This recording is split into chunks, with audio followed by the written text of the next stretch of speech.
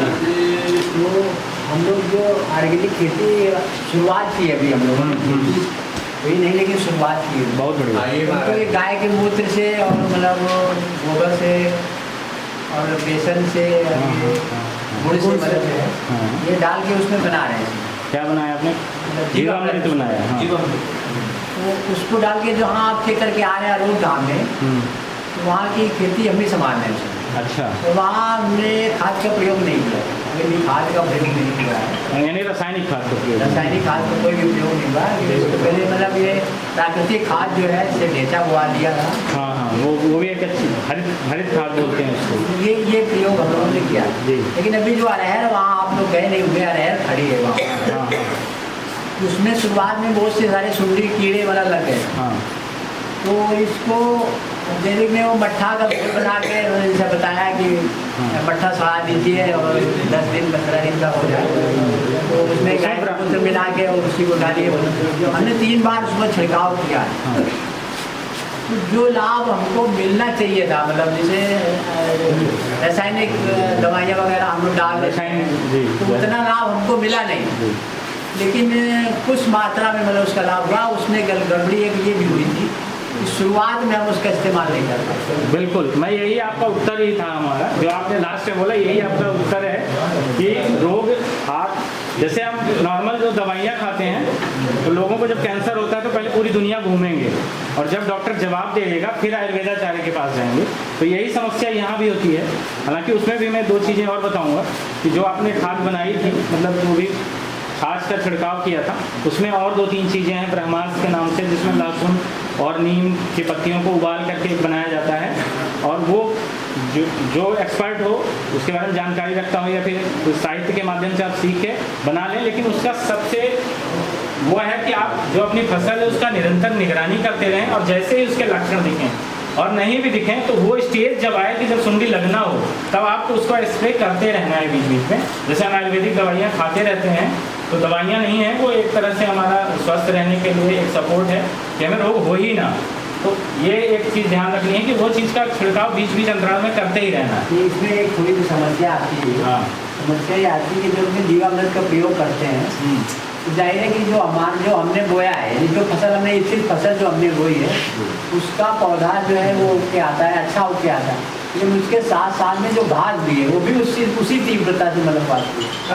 कभी कभी ये होता है जैसे अरहर हमने बोया और शुरू में हमने अरहर को उसने दबा दिया, यानी जैसे अब हम लोग बोल देते हैं कि मैं समझ गया। उसका तरीका एक ये है कि आप जो अभी अरहर बो रहे हैं वो उस विधि से आपने बुआई की है जब रासायनिक खाद का प्रादुर्भाव हो चुका था, तो आपने सिंगल फसल ली। उसके लिए और जैविक तरीके हैं, जैविक तरीके यानी उसके साथ कोई ऐसी सह फसल लगाइए जो उस बचे हुए एरिया को कवर कर ले, तो खरपतवार उगने के लिए जगह ही ना मिले।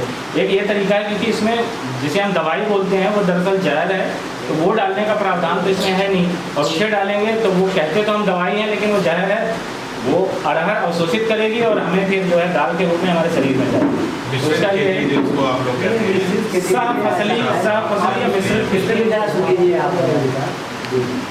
मिश्रित खेती अरहर के साथ में हमने उड़द, आप जानते होंगे, तो हम लोग उड़द प्रयोग करते हैं। उड़द का प्रयोग हमने जो बीजा है, सरकारी संस्था हमारे यहाँ है, ये मंदना में कोठी करके नाम से उसको बोलते हैं, और सरकार की तरफ से मतलब बीजा हमको मिला उड़द का, और वो हमने उसमें बो दिया। एक भी फूल उसमें आया ही नहीं।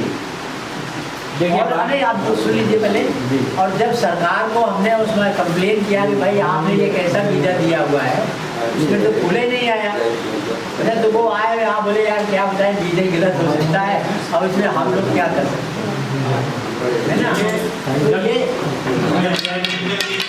कुछ टाइमिंग का अंतर हो गया हो, सही सीजन में ना लेट हो गया हो, इसलिए सीजन पर जो आपको बताया गया, मतलब कि ये बरसात वाली, मतलब बरसात में से अरहर के साथ में बोई जाएगी, तो हम तो सोच रहे थे कि ये उड़द जो है मक्का में हम लोग बोले थे, तो मक्का कटने के पहले उड़द हमारी पहले कट जाती है।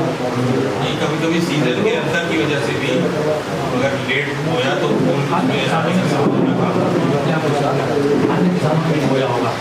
नहीं उसमें समस्या आती है। नहीं, कई जैसे किसान है हम लोग, अब इसका मतलब है कि नीचे से ऊपर तक कंप्लेन जाए हमारी। देखिए ये भी कंप्लेन जाए, यार पहले आप जैसे लोगों की ज़रूरत थी, जो बहुत कम लोग हैं इतने जागरूक, तो देखिए बीज हमने अब हमारे घर से ख़त्म कर दिए। पहले बीज का स्टोरेज हम खुद करते थे, तो हमें पता होता था कि अभी मार्केटिंग वाली कंपनियां हैं वो शायद सरकार को दे रही हैं, डायरेक्ट बेच रही हैं, तो ये कोई नहीं कह सकता कि उनके उगने की संभावना कितनी है कितनी नहीं है। ये बीज भी एक अलग विषय है, हालांकि पतंजलि इसके लिए कार्य कर रहा है, बीजों का संकलन। जैसे आज मान लीजिए हमने जो है सरसों तैयार की जैविक हिसाब से, अब उसको हमारा लगता होगा जो हम बीजा खरीदने जाते हैं तो वो 250 रुपये किलो मिलता है, कम से कम 250 रुपये किलो। जैसे की बात मैं कर रहा हूँ 250 रुपये किलो देते हैं वहाँ पर। अब जब हमारा तैयार हुआ है तो क्या ये 150 रुपये किलो मिलेंगे या अभी आप ग्राम विकास अधिकारी अपने जो भी उनसे संपर्क करिए, उनके पास ऐसी स्कीम है कि अगर आप अच्छे बीज खुद उत्पादन कर सकते हैं तो आपकी बीज की प्रोसेसिंग करके वो वही रेट लेंगे आपको। उसमें उन्होंने अपनी शर्तें रख दी। उन्होंने शर्तें ये रख दी कि आपके खेत में आपके पड़ोस का कोई भी बहाव में पानी के नहीं आना। हाँ सही बात। अब आप जब इतनी शर्त है तो आप कैसे खेत को संभाला जाएगा? वही बीज आप बड़े बड़े गेस्ट हाउस फार्म हाउस बने हुए हैं, उनका गेहूँ तैयार होता है जैसा भी होता है, वो बीज के भाव बिक जाता है। हम लोग उसमें नहीं रखते हैं भाई, हमारे माने ये एक दिन में और किसी एक चीज़ से नहीं होगा, ये तो फिर सबको हमें साथ आना पड़ेगा। वो तो करना पड़ेगा क्योंकि आप नहीं डालेंगे रसायन, बगल वाला डालेगा, बारिश होगी आपके खेत में आ गया तो जब टेस्टिंग होगी वो रसायन आपकी फसल में मिलेंगे नहीं, तो फिर हमें कम से कम 4-5 कुंटल का नुकसान हमने किया। यानी जैविक करके हमने 5 कुंटल का नुकसान अपने खेत में कर लिया। और हमको ये बता दिया है भाई पड़ोस का पानी आ गया, वो तो आ गया मतलब उसका। तो अब इसके रास्ते क्या है, उपाय क्या है इनके? मतलब रास्ते यही हैं कि हमें शुद्ध खाना है तो पहले हम हमारे लिए उगाएं, फिर बाद में धीरे धीरे प्रचलन में आइए जाएगा तो लगेगा कि सही है। सभी को जागरूक हो जाएंगे। अब हमारे लिए तो मान लीजिए हमारे खाने कुंटल की जरूरत है और हमारे पास 4 कुंटल है। इसका सीधा पे एक ही निचोड़ है, जब गांधी जी देश आजाद कराने चले तो अकेले थे, उनको बहुत सामना करना पड़ा तो उन्होंने खुद जीता। हमारे कृषि विभाग के जो अधिकारी हैं हमारे संपर्क में आते हैं और उनको हमने चेक भी कर